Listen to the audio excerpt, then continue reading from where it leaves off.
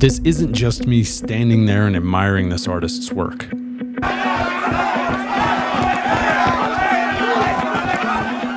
It's a beautiful painting.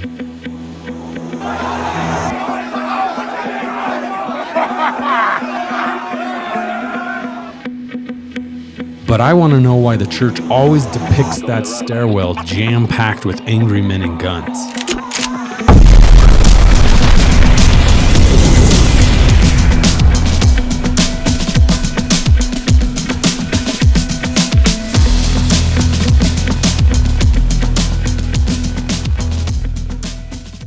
This is what the LDS historians say about how many mob members at Carthage actually went inside of the jail. This is from Saints, Volume 1, Chapter 44, called A Lamb to the Slaughter. A few minutes later, the prisoners heard a rustling at the door and the crack of 3 or 4 gunshots. Willard glanced out the open window and saw 100 men below, their faces blackened with mud and gunpowder, storming the entry to the jail. That gives you this idea that this 100 men by the door are all flowing into the jail. Now let me show you the exact quote that they took that from. This is from Willard Richard's journal entry from the day of the martyrdom. And it says, "A little rustling at the door, the cry surrender and discharge of 3 or 4 armed, followed instantly. Doctor glanced an eye by the curtain. Saw 100 armed men around the door." Do you see the difference? This is what Jeremy Hoop would call historical malpractice. Why don't you just let us read the quote for ourselves instead of interpreting it in the way that most favors your narrative? Having said that, I'm going to show you the exact wording from 10 different people in the historical record that actually talked about how many members of the mob went inside of the jail. Willard Richards never actually talked about how many members of the mob went inside of the jail. In fact, he said that the door was only ever opened a few inches, so he couldn't have even seen that. On the other hand, there's about 10 accounts in the historical record of people talking about how many of the members of the mob went inside of the jail, and I'll show you the exact wording they used. First of all was in the history of the church, so I don't know exactly who wrote that because it could have been several different scribes, but it says, "Some of the mob rushed in." Next was John Taylor. In his account, he said, "At the door was literally crowded with muskets and rifles." William Webb said, "A set of men." Henry M. Harmon said, "Some of the mob." John Hay said, "As many as the narrow entry would hold." J.W. Woods, that was Joseph's attorney, he said, "A part of the mob." J.H. Sherman said, "As many as could." And then Eudocia Marsh said, "The foremost men." So all of those accounts kind of describe a certain amount of members of the mob going in the jail, but they don't actually put a number to it. The only two that actually put a number to it were James Belton and Thomas Dixon. James Belton said long after the martyrdom on his deathbed confession that it was Belton and 3 companions. And then Thomas Dixon, when he was testifying at the trial, he said perhaps there might be a half dozen. So the only time that someone actually puts a number to it, it's 2 out of the 10, and that was Belton and his 3 companions, and perhaps there might be half a dozen. Now, I agree that the historical record isn't exactly clear. Although there are 2 people that gave a number, the rest of them, it was ambiguous enough that you could say perhaps there was more than that came into the jail. That's why I turned to the forensic evidence, is to figure out whose account is most correct. It's my belief that only 4 members of the mob actually went into the jail to try and get Joseph. I'll go into more detail about why I believe that a little bit later. But for now, it's important to understand why the LDS historian narrative can't work. The LDS Church History Museum purchased this painting from Casey Childs in 2015, and today it's still hanging there in the martyrdom exhibit. Casey consulted with multiple church historians to make it as accurate as possible. but I can show you at least 5 things in just this half of the painting that don't match the forensics or the historical accounts of the jail. You can see that there are 1, 2, 3, 4, 5, 6, 7, 8, 9, 10, 11 men. And you can see that there are 1, 2, 3, 4, 5, 6, 7, 8, 9, 10, 11, 12 guns. The reason there are more guns than men in this painting is because the Lyon brothers claimed with as many shots that were fired into that room, there wouldn't have been enough time for the men at the top of the stairs to reload. Therefore, the mob members below must have been handing them up additional loaded guns. Okay, so what are the 5 pieces of evidence that I was talking about that show at least this half of the painting cannot be historically correct? First of all, look at the top of those stairs. He's got in the painting 2 or 3 men on that top step. And those stairs are only 2 feet 11 inches wide. They're very narrow. Even the Lyon brothers admit that the mob, if they came up those stairs, had to have been single file. So I have a good friend named John Tucker who visited the jail and took a lot of pictures. Let me show you what I'm talking about. So this is a picture looking up the stairs. And you can see that rail on the left was actually added by the church later, so that's not original. But other than that, this is what the stairs look like today, and it would be very difficult to get more than one person next to each other on the stairs, let alone 3. And here's another example of looking down the stairs, and you can see, I think that's John's kids or maybe some other visitors to the jail. It's just not easy. They're super narrow. It would be tough to get more than one person up those stairs at a time. That's why I'm looking at that painting saying, how on earth is he cramming 3 guys at the top of those stairs?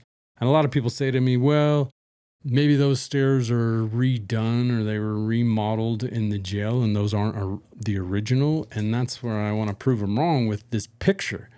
This is from the early 1900s.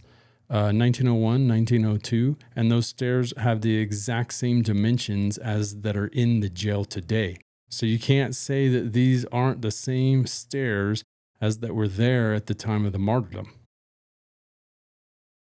The second piece of evidence that shows that this painting is problematic is if you crammed that many men, 11 men, into that small of a space and fired a black powder weapon, chances are multiple of them would get burned just from the powder coming out of the end of the barrel.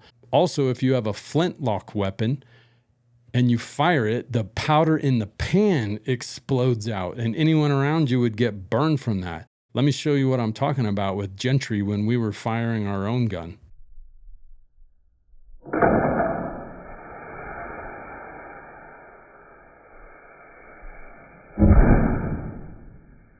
So you can see how dangerous it would be for anyone to be standing anywhere close to these weapons, much less be crammed into this small place with a bunch of other guys that are firing them. To account for that danger, Casey painted a .50 caliber rifle instead of a musket shooting the hole through the panel of the door, and this is evidence number 3.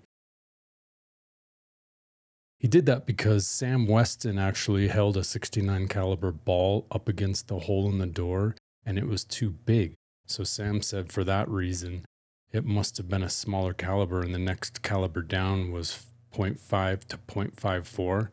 And so Sam said that it was this rifle, a .50 caliber rifle, and it didn't have a flintlock on it. It was percussion, which made it much less dangerous to be around other people. And so that's why Casey listened to Sam and put that rifle in the painting instead of the musket. But that's not what matches the historical record because both Willard and John Taylor said it was muskets. The mob only had muskets is all that they mentioned. And when you measure that hole, you find something very interesting. John also brought a digital caliper with him and he measured that hole.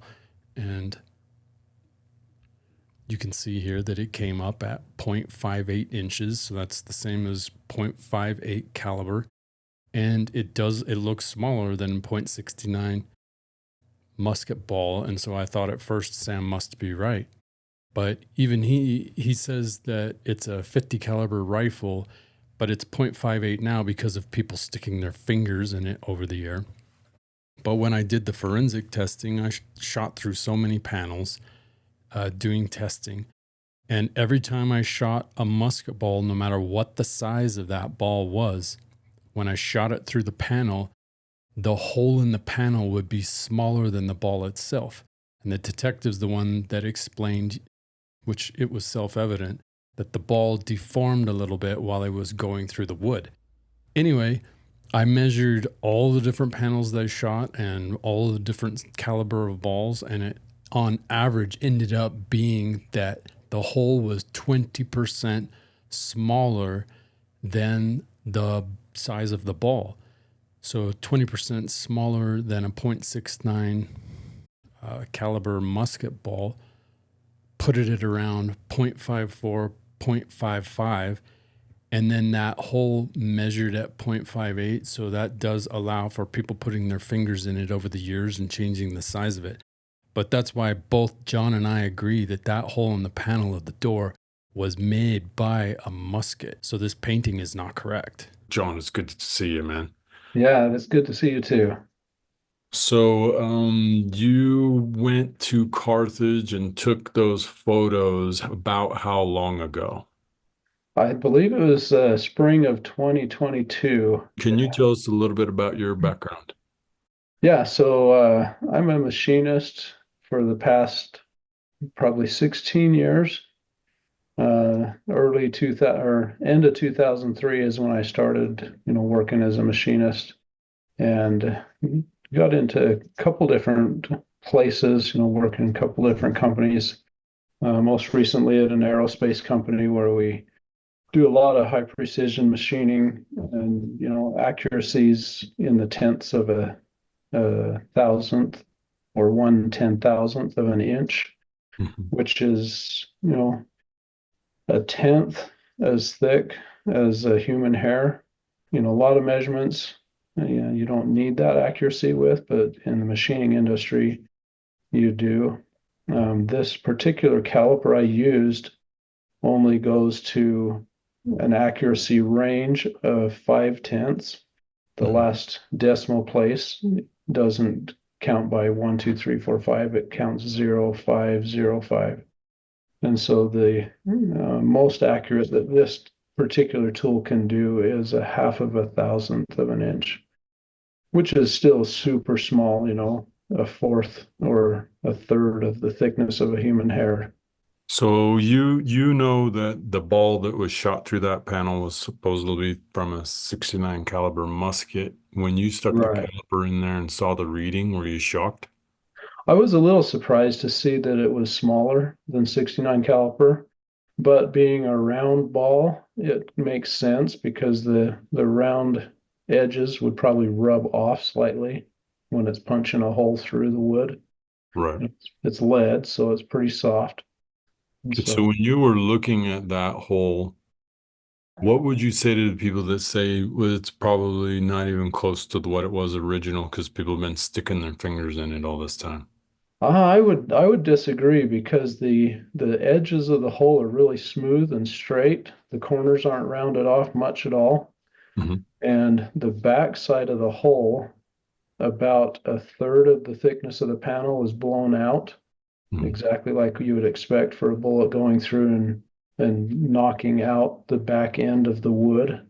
Hmm. But the front 2/3 of the hole, are the sides are straight, they're pretty round, uniform, and the corners are pretty square.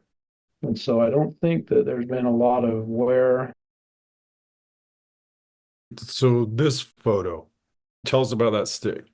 Yeah. So this is the day after I measured the hole. So I came the day before and I measured the hole with the caliper to find out exactly how big diameter wise it was, how much of the hole on the backside was blown out. And then I went home or back to the motel we were staying in, and I Googled how long a musket was. And then I um, went to a hardware store, typical Ace Hardware, and found a little piece of um, half-inch diameter round wooden stock. So how long is the typical musket So what from? I found was the typical musket, if you take the bayonet off, it was 58 inches long. Right. Take, Wait. So that dowel is 58 inches long, correct? yes, And yeah. how long would the bayonet have been? They're probably like a foot long. But you didn't include that. This is just the musket, not Right. This is, including the bayonet. Okay. yes, correct. Sorry, keep going. Okay, so then I had measured the hole the day before, took a picture so I wouldn't forget the numbers. And then I went home and I wrapped the painter's tape around the very end of the stick to make the end of the stick the same diameter as what the hole What is, would be, yeah. so that I could put the stick in the hole and get the angle of the hole of the bullet going through the door. And so then when I came back the next day, then I, got a few minutes alone from the group and I put the stick in the hole and it fit snug so that it held it exactly on angle, Mhm. the right angle where the bullet went through. So in this photo where you're holding the stick in the hole, Hmm. um, that angle is not you. That's coming Right. from the hole through the panel, correct? Yes, that is the angle controlled by the hole in the panel. So what I notice right away is how far it sticks over the stair rail. Right. I also notice that whoever was firing that thing must have been huge, or they were holding it above their heads, correct? Or they would have to stand up on top of the railing and lean back against the wall over the stairs, which would be really precarious and Right. awkward. And Okay, under so you can't fire, really tell from this photo. So let's look at the next photo. yeah. Yeah, so you can see in the bottom of that photo, you can Yeah. see part of the handrail and the Uh-huh. little corner post. And Yeah. the stick is sticking over the handrail. Okay, so the guys that have done the draw up of this, like the Lyons brothers and like Sam Weston's, both of them have that over on the other side of that Right. post That because they doesn't know work. it would make no sense. And I'm going to ask you just straight up, how accurate are you that that's the angle the gun would have had to have been if that hole was made by that musket? Well, I wiggled the stick around inside the hole to see where it was the most centered, Uh-huh. and it only moved a couple inches on the very end of the stick. So Okay. within 2 or 3 inches at the far end of the stick. Okay, so to my knowledge, they used a laser pointer and pointed it through there to get the 5-degree downward angle on the other side of the door, but neither of Right. them stuck a rod in there like this to show this because this Right. is like very telling. Hmm. And who's standing on top of that rail holding Yeah. the musket down to shoot down in the door? It makes very little sense, right? Yeah, that makes no sense. If you're in any kind of dangerous situation, you're not going to put yourself in that position. John, I sure appreciate all the work that you've done on the martyrdom. And it's been fun to Yeah. work together on this. Can you tell me why are you so passionate about it? Yeah, you bet. So I remember of hearing this story when I was a teenager. So we were raised in a fundamentalist polygamist group, and we were Mhm. taught that Joseph lived polygamy and that that was the way that heaven was, and that's the way everything had to be. And I remember of hearing this story about the martyrdom and the fact that the two bodyguards, one of them ends up shot and injured, hiding under the bed. The other one is behind the door hiding, doesn't have a scratch on him. And I'm a 15, 16-year-old kid, full of spit and vinegar and, gung ho for the gospel and the scriptures and whatever. And I'm like, if I was that bodyguard, there is no way that the prophet is dead before me. Like it's just not Mhm. going to happen. There's no way. Mhm. And something just in my heart, something didn't register. It's like there is something wrong here. What happened? I don't think that this is right. I don't think, these two bodyguards, they did not believe that he was the prophet of God if they didn't die before him. And yeah, John Taylor was injured, you know, And so that kind of made me feel better. Yeah, but John Taylor was injured, escaping, leaving Right. Joseph And that was behind, the right? story is he was trying to jump out the window and he gets shot and then he gets shot a few more times from the door, whatever. Right. And it's like and then he rolls under the bed hiding. And yeah, I mean, maybe he Yeah. couldn't do It's a anything else. Just, misconception wow. people have that Joseph asked them to be in the room with him. He didn't Right. ask them.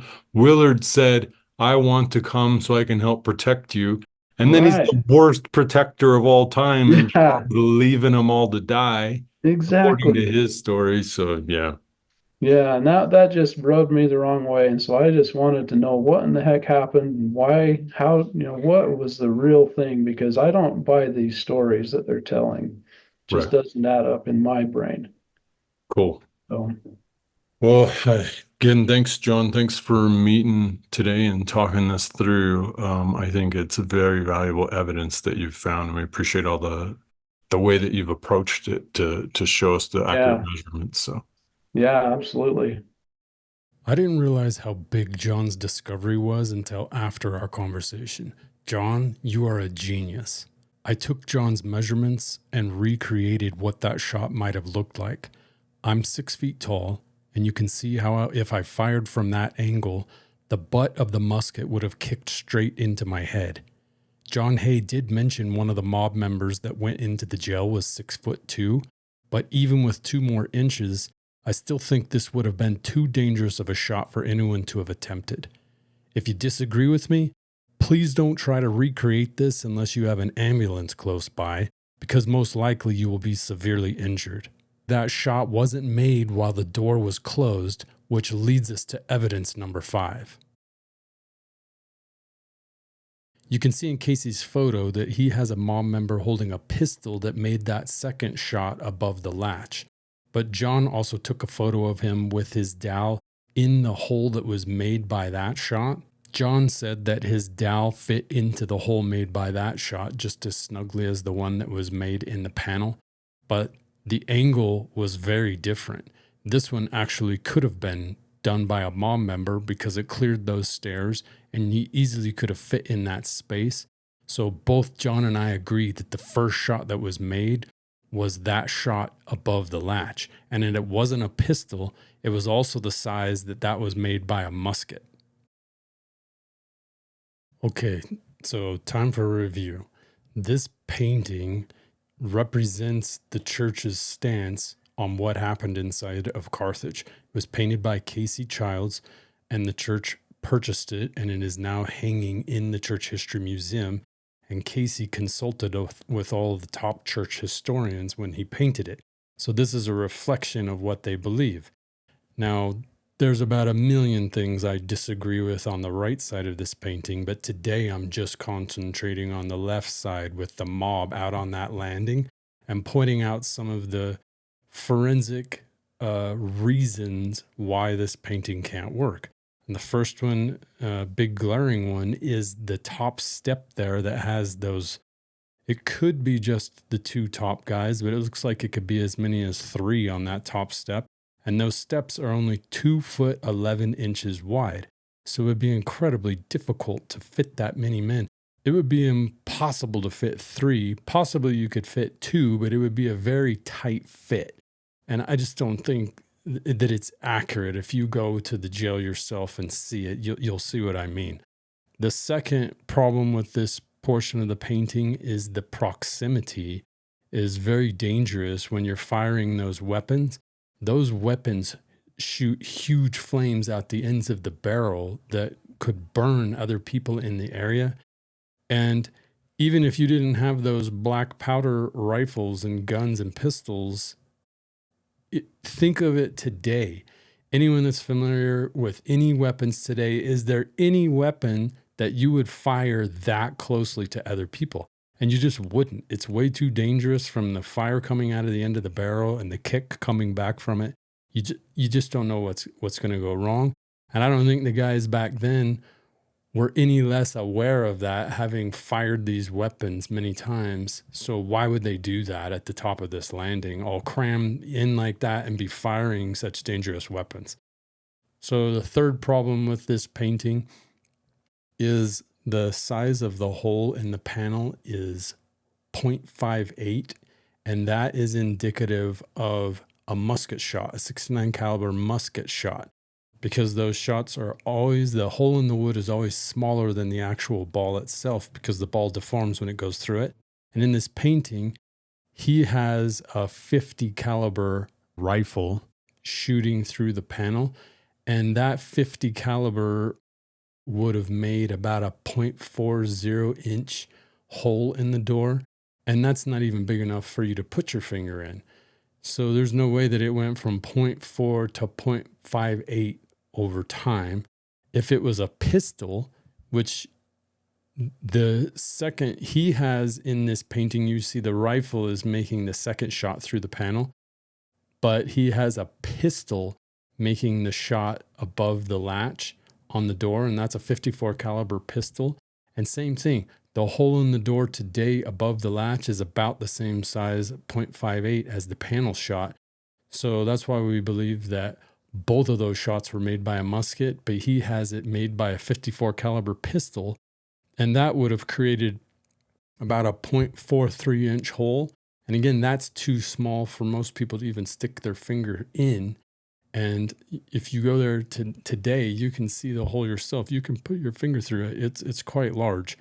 And so I do believe that people sticking their finger in it over the years has enlarged it, but that fits much more with that it started out as a musket shot. So that's the four main things: is the narrow stairs, the dangerous proximity, that was two muskets, not a rifle and a pistol, and then the last one. The last one's the big one that John figured out. And this is that panel shot angle. The guy with the rifle is the one in this painting that's shooting that hole through the panel. And that's, you can see that he's pushed forward to the northern wall past that stairwell, or past the stair railing. And that's because the Lyon brothers and Sam Weston measured that with a laser pointer, that angle. But John, when he stuck the dowel in there, we could see that the angle of that shot puts the gun over the stair railing, which is an incredible difficult shot to make. You would either have to be standing on the railing, which makes no sense, or you would have to be holding the gun up over your head in order to make that shot. So that's why John and I both agree that this shot could not have been made while the door was closed. And so John has a different theory about that than I do. What he thinks is the first shot the mob made when they came up the stairs and the door was closed, they shot through, the part above the latch. And then they had their shootout. Hiram was killed. Later on, Willard knew that he needed to match the hole in the door with that hole in his face. So he believes Willard opened the door and fired that shot into it. And with the door all the way open, that ball would have hit the northern wall, which is made of stone. And if John is correct, then we should be able to go and see the remnant of that that's in that stone that is still there today. So that'd be a really cool experiment to do. But I personally don't think that shot was made after everything, after the martyrdom, after Joseph and Hiram were killed. And the reason why is because I'm not sure how Willard would have come up with a musket to make that shot. And John has a theory about that, about how he could have possibly got that musket. But the other thing is there's two witnesses. Both William R. Hamilton and the coroner, Thomas Barnes, came up into the jail pretty soon after the murders. And William Hamilton said when he got in there that Willard had just moved John into the other cell. And when he got there and saw Hiram, he mentions that shot in the panel was already there. Same thing, Thomas Barnes came up after that. And when he saw Hiram still laying there, and he assumed that he was killed from the shot through that panel. So he knew the shot in the panel was there as well. Neither of them actually saw that shot happen, which is why I assume that Willard explained to them what had happened at that time. So, but because two different people who came up right after the murders mentioned that panel shot, I think it was already there. And my best guess is it was done by the mob. And it just so happens, it's by this weird coincidence, that at my house, I have a door and a stairway that's laid out similar to the platform there in the jail out of the door where Joseph and Hiram were.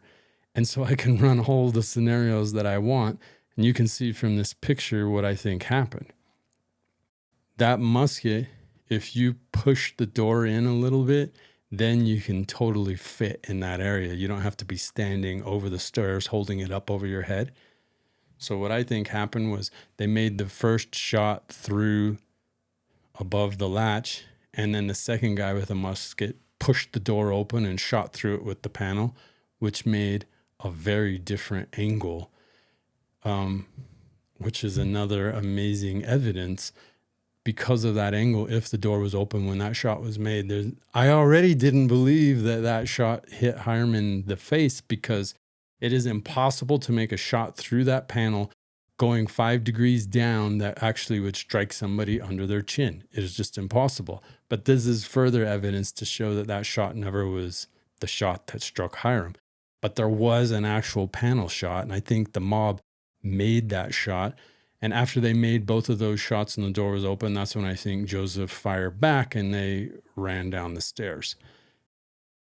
So how many men actually came up those stairs?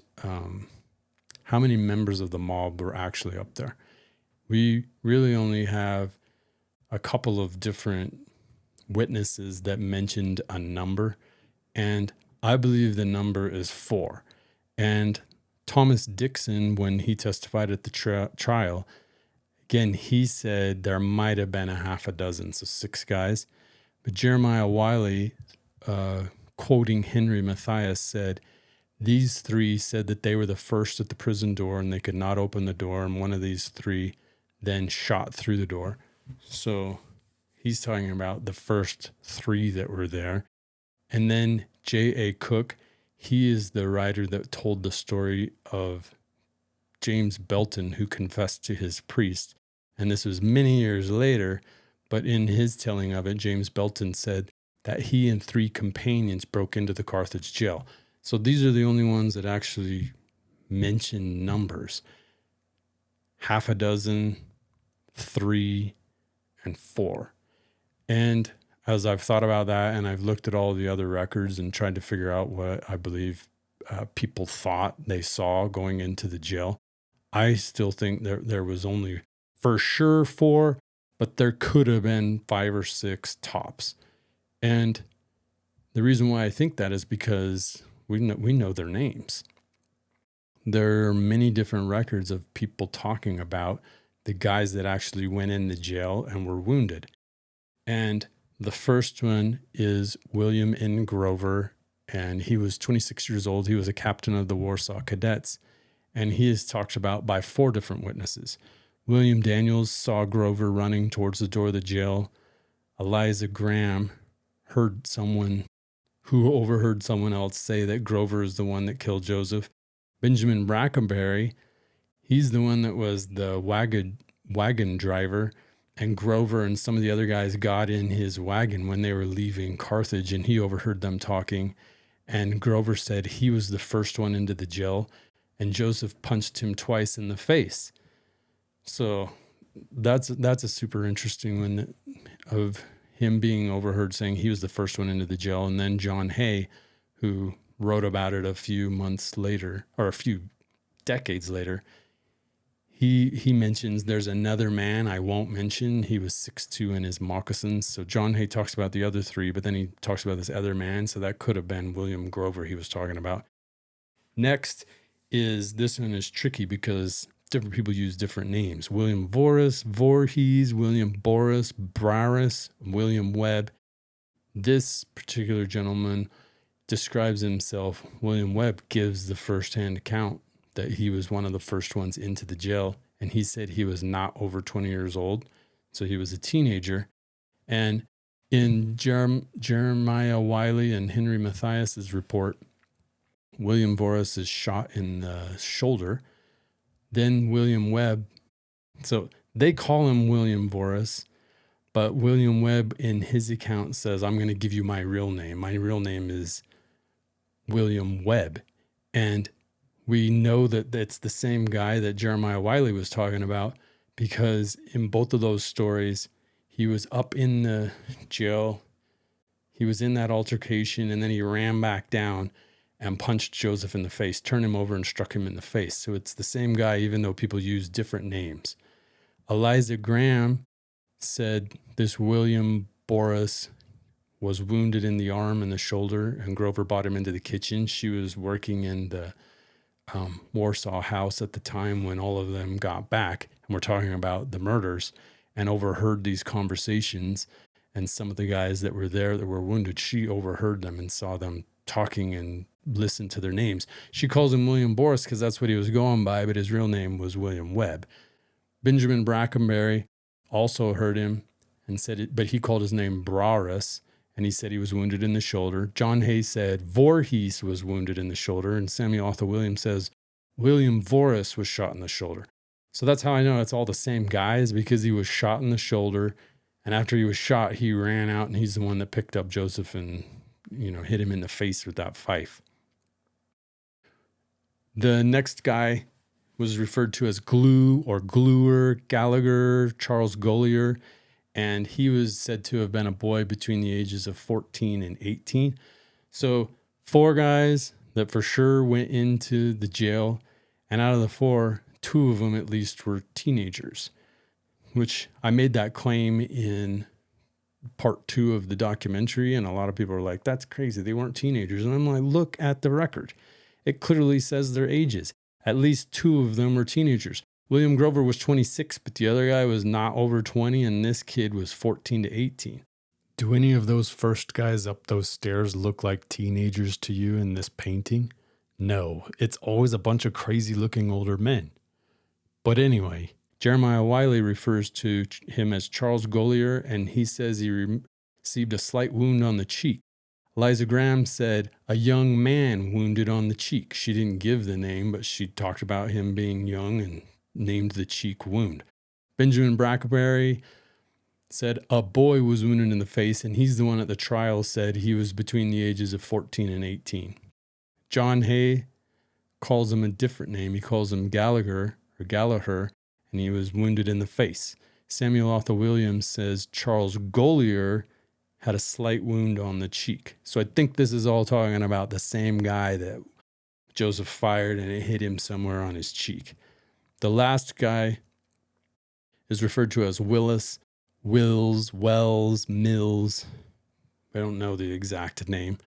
But Jeremiah Wiley said this was a man by the name of Willis was shot in the hand and wrist. And then William Daniels, in his first account, calls him Mills and says he was wounded in the right arm. But in his second account, he calls him Wells, and he says his arm was shot to pieces. So the first guy, says hand and wrist. Second guy says arm. William Daniels says arm. And then Samuel Arthur Williams says Willis was shot in the hand and wrist. And John Hay says an Irishman named Wills was wounded in the arm.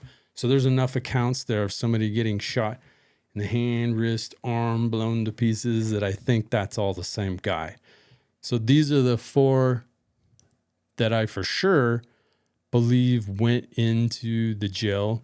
And there's a couple of other candidates. One is John Elliott, and he was ages 26 to 28. A lot of guys think he was an assassin sent by the U.S. Marshals to take out the Smith brothers, and we'll talk more about his story later.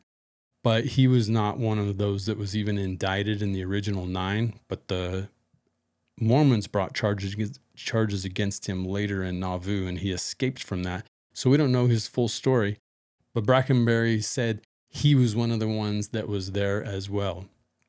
So he could be in the running. And then there's another guy by the name of Allen that was one of the 9 that was indicted. Don't have a first name, just know the name Allen, and he was never arrested, so we don't have any details. So it is possible that there was 2 other guys that were in the jail, but all the other 4 were documented so well that I think it's fairly safe to say that those 4 were involved, but there weren't a whole lot more than that. There weren't more than the 6. Again, the testimonies from eyewitnesses there that gave actual numbers, it was around 4, but there was one that said 6, so I'm fine with saying that. Now that we've established these different pieces, I can better show you the difference between Willard and the church's narrative versus what I believe really happened at Carthage. This is the top floor of the Carthage jail. Joseph Smith, Hiram Smith, John Taylor, and Willard Richards were in the jailer's bedroom when the mob rushed up to the building and demanded that the guards turn over Joseph. According to Willard Richards, as soon as the men in the room heard gunshots fired outside, all 4 of them placed themselves against the door to hold it closed.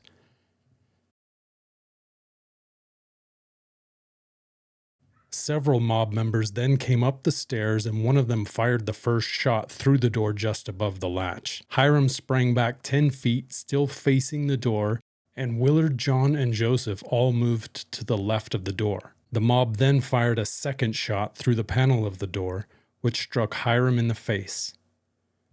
We now know it was highly unlikely that that second shot was made while the door was still closed, which brings us to our new scenario. According to John Taylor, he saw the mob through the south window and turned to go towards the door, but saw Willard and Hiram were already there holding it closed. 4 mob members then entered the jail, climbed the stairs, and then fired the first shot through the door just above the latch. Upon seeing that shot, Willard moved into the corner and Hiram sprang 10 feet back, still facing the door. John Taylor then said a member of the mob fired a second shot through the panel of the door, which struck Hiram in the face. But I believe he pushed open the door with the barrel of his musket and then fired a shot through the panel.